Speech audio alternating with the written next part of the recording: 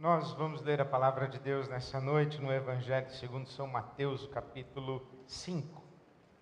O Evangelho segundo São Mateus, o capítulo 5. Justiça se faz com amor. Esta é uma porção do Sermão do Monte, palavras de Jesus. O Evangelho segundo São Mateus, capítulo 5, eu vou ler a partir do verso 43. Diz assim a palavra de Deus, palavras de Jesus. Vocês ouviram o que foi dito: ame o seu próximo e odeie o seu inimigo. Mas eu lhes digo: amem os seus inimigos e orem por aqueles que os perseguem, para que vocês venham a ser filhos de seu Pai que está nos céus. Porque Ele faz raiar o seu sol sobre bons e maus e derrama chuva sobre justos e injustos. Se vocês amarem aqueles que os amam, que recompensa vocês receberão? Até os publicanos fazem isso, até os que não conhecem a Deus fazem isso. E se saudarem apenas os seus irmãos, o que estão fazendo demais? Até os pagãos fazem isso, até os que não conhecem a Deus fazem isso. Portanto, sejam perfeitos como perfeito é o Pai Celestial de vocês. A nossa campanha deste ano de 2013 gira ao redor destes eixos: justiça, amor, direito e direitos. Precisamos entender a diferença entre direito e direitos. A Bíblia Sagrada diz que Deus nos criou à sua imagem e semelhança. Todo ser humano carrega em si a imagem e a semelhança do Deus Criador. E quando Deus nos criou, a sua imagem e semelhança, Deus nos deu e compartilhou conosco o direito de ser e existir. E ao compartilhar conosco o direito de ser e existir, automaticamente Deus nos garantiu acesso aos direitos que sustentam essa vida digna. Deus nos chama à existência. Paulo escreve aos Romanos, capítulo 4, verso 17, que o nosso Deus é aquele que chama as coisas que não são como se já fossem. Deus nos chama do nada, do não ser para o ser. Deus compartilha, Ele que é, Ele que diz eu sou, Ele compartilha conosco o direito de ser com Ele. E porque compartilha conosco o direito de ser com Ele, Ele nos garante também acesso aos direitos que sustentam a nossa vida digna. Por que é que está correto que alguém diga: eu tenho direito a trabalho, eu tenho direito a uma casa para morar, eu tenho direito à terra para plantar, eu tenho direito à educação, eu tenho direito à escola, eu tenho direito a aprender a ler e a escrever, eu tenho direito ao exercício da minha cidadania plena? De onde vêm esses direitos? Por que alguém reclama o pão como um direito seu? Porque antes de ter o direito ao pão, tem o direito de ser e existir. E não é possível uma vida digna sem o pão. Não é possível uma vida digna sem o abrigo. Não é possível uma vida digna sem o cuidado. Por isso é que Deus nos deu o direito de ser e existir. E porque nos deu o direito de ser e existir, garantiu os nossos direitos a uma vida digna e uma vida boa. Por isso é que não chamamos o ato de serviço ao próximo, e não chamamos o ato de conceder acesso ou favorecer acesso aos direitos, um ato de caridade, mas sim chamamos isso de ato de justiça. Agir na defesa, na promoção e na direção de oportunizar acesso aos direitos não é ato de caridade. Quando eu trabalho para que você tenha pão na sua mesa, para que o seu filho tenha escola, para que você tenha onde morar, para que você tenha acesso a boa medicina, para que você tenha acesso a um leito no hospital, a remédio, que você tenha acesso àquilo que é mínimo para uma vida digna. Quando eu trabalho para que você tenha isso, não é porque eu sou bonzinho, é porque eu estou reconhecendo que esse é um direito seu.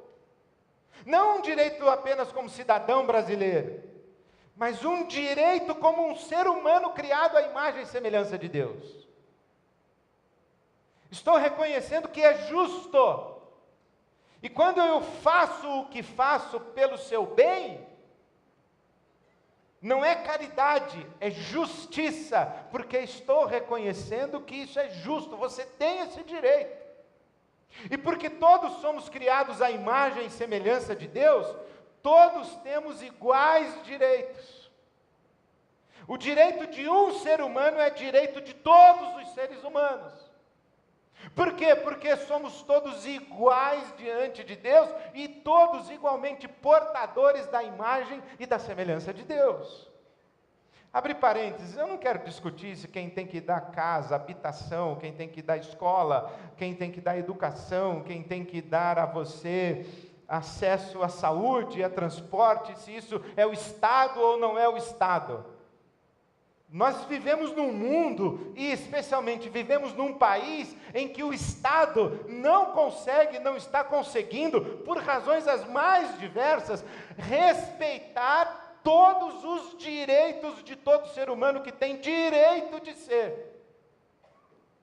Eu não vou ficar aqui discutindo se é o Estado quem tem que fazer, ou se eu tenho que fazer, porque eu não sou movido por isso, eu sou movido pela justiça, e por ver pessoas que estão sendo usurpadas ou privadas dos seus direitos. E porque estão sendo privadas dos seus direitos, estão com o seu direito de ser e existir comprometido.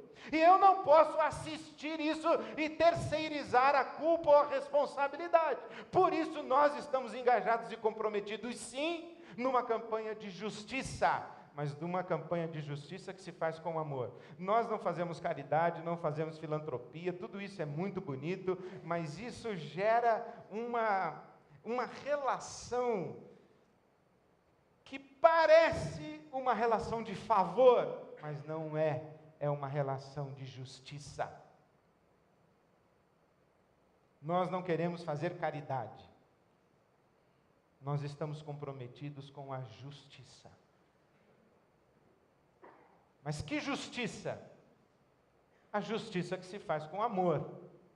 E por que amor? E por que nós vamos fazer justiça com amor? Porque Deus é assim. E porque Deus nos ensinou assim. E se é verdade, e assim nós cremos, que Deus nos criou a sua imagem, a sua semelhança, a maneira como nós vivemos é expressando essa imagem de Deus em nós. Em outras palavras, é imitando o caráter de Deus, é imitando o jeito de Deus ser, e o jeito de Deus se relacionar. E como é que Deus é? E como é que Deus se relaciona? Deus se relaciona dessa maneira que Jesus aqui falou, fazendo o sol se levantar sobre justos e injustos, mantendo em vida e mantendo com vida bons e maus.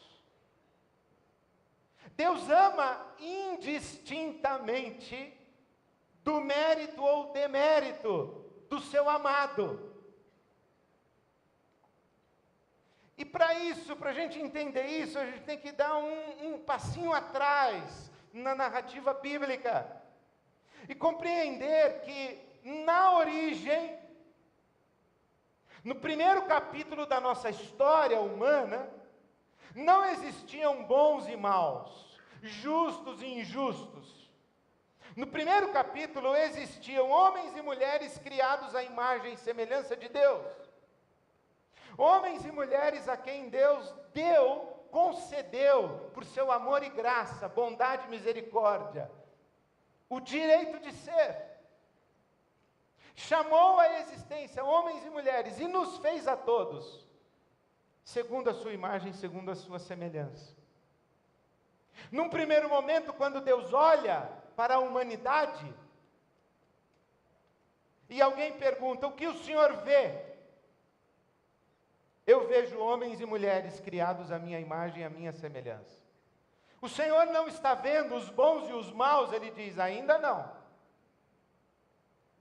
Eu estou vendo homens e mulheres criados à minha imagem e semelhança, chamados e vocacionados a uma vida de amor, de unidade, de compaixão, uma vida de celebração e usufruto de todos os recursos que eu concedi a todos igualmente.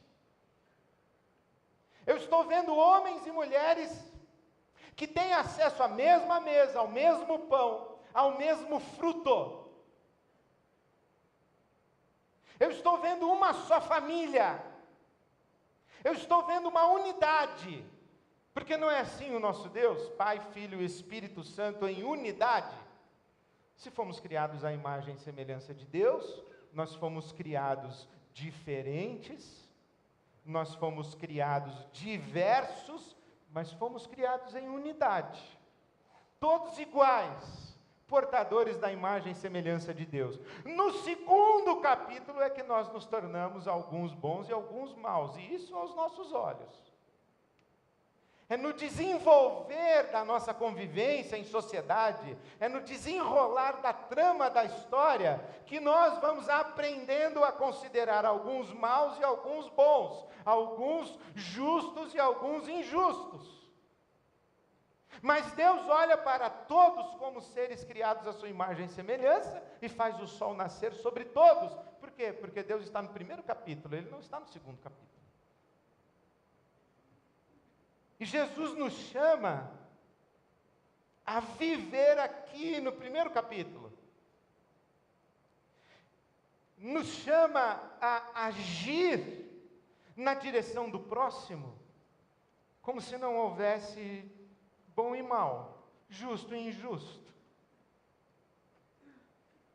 Porque o simples fato de um ser existir, isso já afirma o seu direito de ser, que lhe foi concedido por Deus, não importa se ele é bom ou se ele é mau. E se eu acho que eu tenho o direito de ser e existir, ora, o que eu tenho a mais do que você? Ou o que é que você tem a menos do que eu? Nada. Nem eu tenho a mais, nem você tem a menos, portanto os nossos direitos são iguais. Porque o nosso direito de ser é igual. Agora, para nós olharmos os bons e os maus, porque convenhamos, aqui, você sabe que o mundo está cheio de gente boa e gente ruim. E muito provavelmente você é gente boa. Ou muito provavelmente você assim se considera. Eu faço parte da galera do bem. Eu faço parte da turma do bem, eu sou gente boa, eu sou sangue bom, não sou sangue ruim, eu não sou do mal, eu sou do bem. Porque não vamos negar o fato de que tem gente que é do mal mesmo, tem gente que é sangue ruim mesmo. O mundo está cheio de gente que não é amável, é odiável mesmo, é detestável. Gente que podia queimar no quinto mármore do inferno, podia, fácil. Ou você não acredita que existe uma condição da menina que é abusada, estuprada, e outra a condição do estuprador e do abusador? Ou você não acredita que há pessoas que são vítimas da maldade e do mal, e outras que são agentes da maldade e do mal? Ou você não vê o nosso mundo como um mundo onde algumas pessoas sofrem a maldade e outras pessoas praticam a maldade? Sim, o mundo é assim. Mas no primeiro capítulo não era assim. No primeiro capítulo todo mundo tinha sido criado à imagem e semelhança de Deus. E aí nós estamos sendo convidados por Jesus a fazer o que Ele fez, e para isso, eu admito, há a necessidade de uma sensibilidade espiritual fora do comum, sobrenatural, para não dizer explicitamente divina, de nós olharmos aqueles que são agentes praticantes do mal e da maldade, portanto, os malvados, também como vítimas do mal e da maldade. Não apenas olharmos para eles como maus, injustos, mas olharmos para eles com compaixão, com lágrimas nos olhos, com o coração apertado, porque nós vamos olhar para eles praticando o mal, e nós vamos sofrer com eles o mal que eles praticam, porque vamos enxergar que o mal os alcançou, o mal os machucou, o mal os feriu, o mal os diminuiu, o mal os fez malvados, porque o pior mal que o mal pode fazer com a gente é fazer a gente ficar malvado. Então você pensa, aquele menino de shorts, descalço, sem camiseta, sem camisa, meio sujo, com um prego na mão, que passa esse prego na lateral da sua BMW,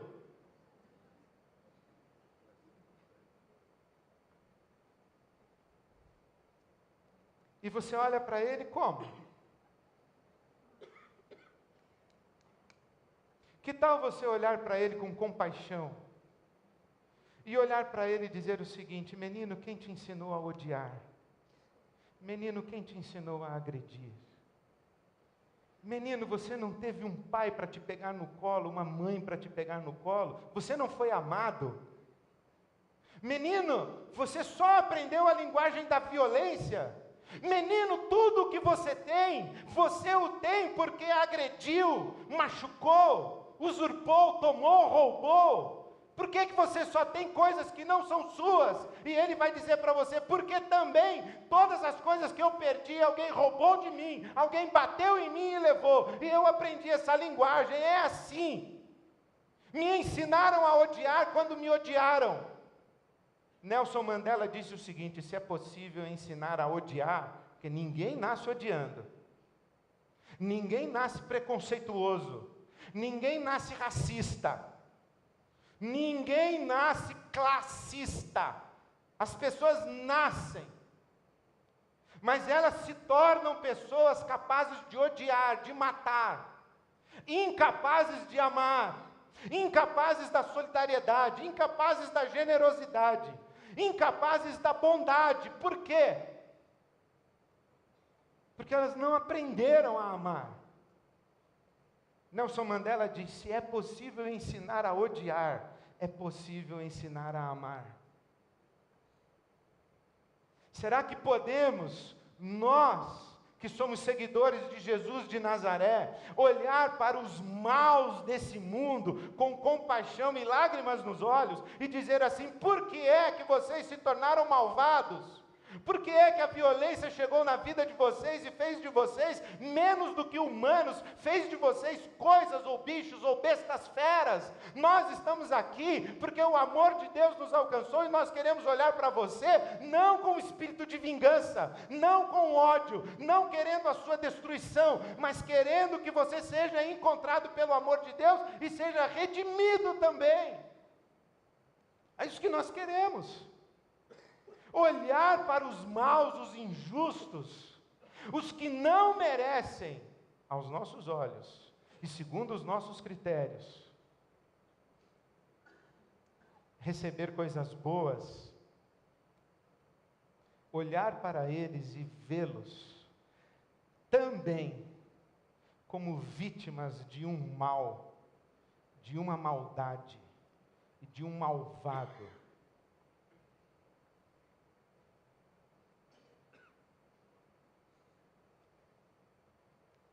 Difícil? Muito.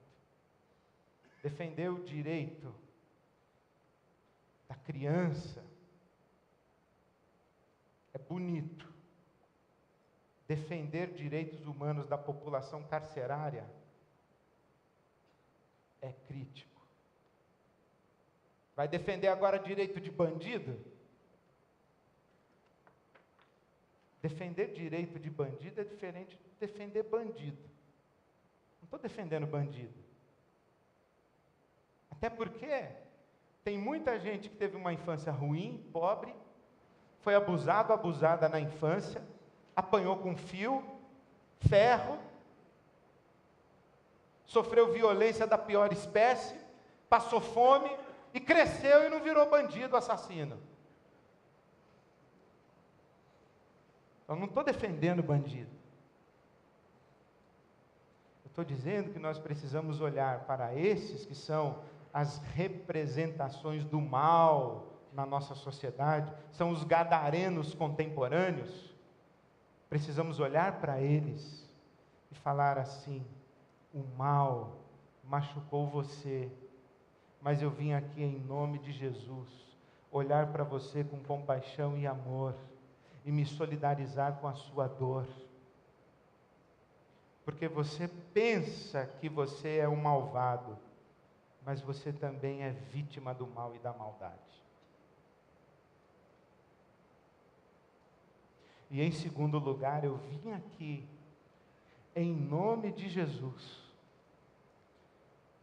cheio do amor de Jesus, transbordando o amor de Jesus para dizer a você que existe um outro jeito de ser humano, que se ensinaram você a odiar, a matar, a usurpar, a praticar o mal, é possível que você aprenda a amar, a perdoar, a se compadecer, a compartilhar, a doar, a viver em comunhão, a ter compaixão. E esse outro lá do lado de lá vai dizer: como é que eu vou aprender isso se ninguém me ama? Eu acho muito interessante e, pelo amor de Deus, é só uma ilustração. É só uma ilustração. Não é um juízo de valor e não é um comentário em absoluto sobre a dor de um pai, de uma mãe. Mas quando uma tragédia de um malvado cometer o mal contra alguém que amamos acontece, e se pergunta para a pessoa que é vítima do mal e do malvado: o que é que você espera? A pessoa diz assim: eu espero justiça. O que será que ela está dizendo? O que nós estamos dizendo é que a nossa resposta seria: eu espero justiça. Mas eu espero uma justiça que se faz com amor. Porque se o mal já machucou um, não precisa machucar 2, nem 3, nem 5, nem 10. Em Jesus e nos seguidores de Jesus, o conceito de justiça muda. Porque se justiça é dar a alguém o que esse alguém merece, se justiça é dar aquilo que é de direito a alguém, e que nós traduzimos como dar aquilo que alguém merece, bom, aquele que matou merece morrer. Aquele que roubou, não diz o nosso ditado popular, ladrão que rouba ladrão, tem 100 anos de perdão. Mas em Jesus o nosso conceito de justiça muda. Porque nós não estamos aqui no segundo capítulo dizendo: você é bonzinho, você é malzinho, você é bom, você é mal, você é justo, você é injusto. Para você vai ter chuva e sol e colheita, para você não vai ter sol e a sua terra vai minguar e você não vai ter o que comer. É justo. Deus diz assim: a sua justiça condenaria a todos. Dê um passo atrás. E olhe para todos, criados à imagem e semelhança de Deus. E não os classifique mais como bons e maus, mas como seres humanos que carregam em si a imagem e a semelhança de Deus. E que são igualmente vítimas e algozes, ao mesmo tempo, do mal e da maldade. Olhe especialmente para os maus, como pessoas dignas de compaixão, para que a gente possa oferecer a elas a oportunidade de abandonar a sua maldade.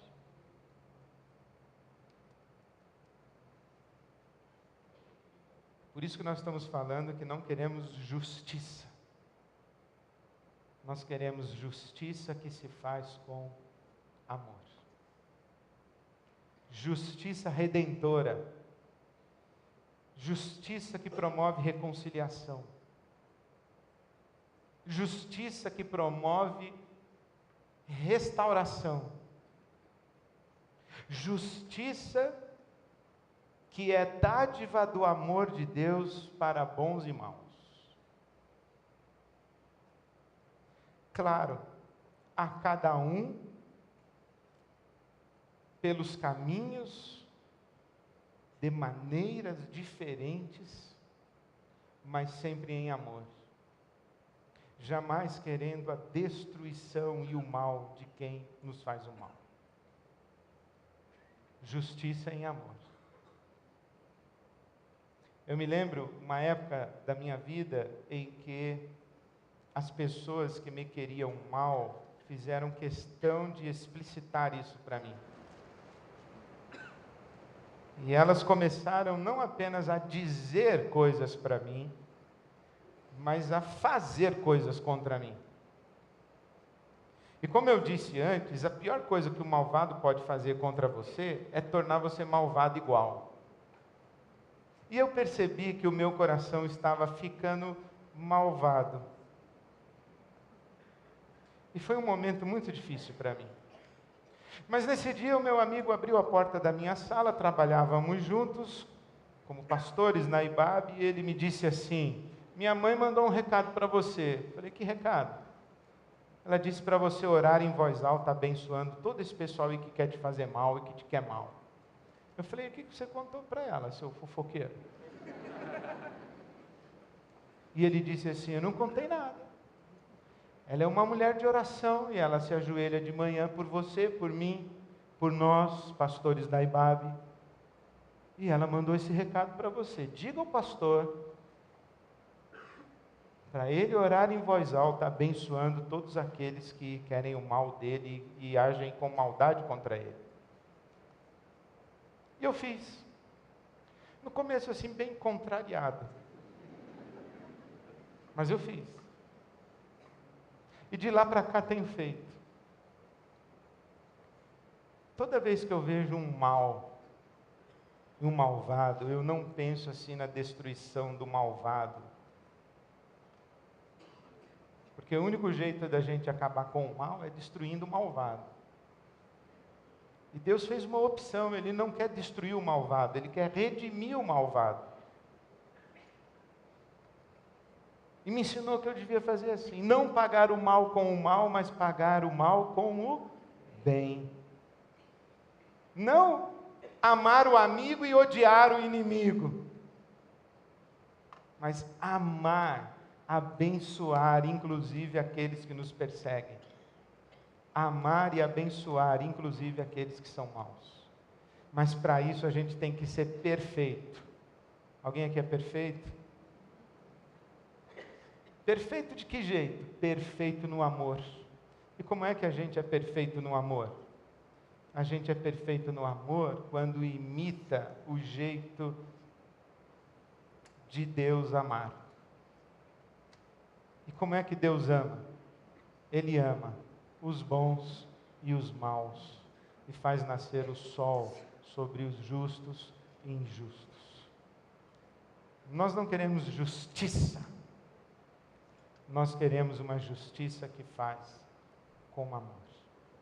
Que venha o tempo sobre nós como comunidade. Aliás, que venha o tempo sobre nós como famílias, como casais,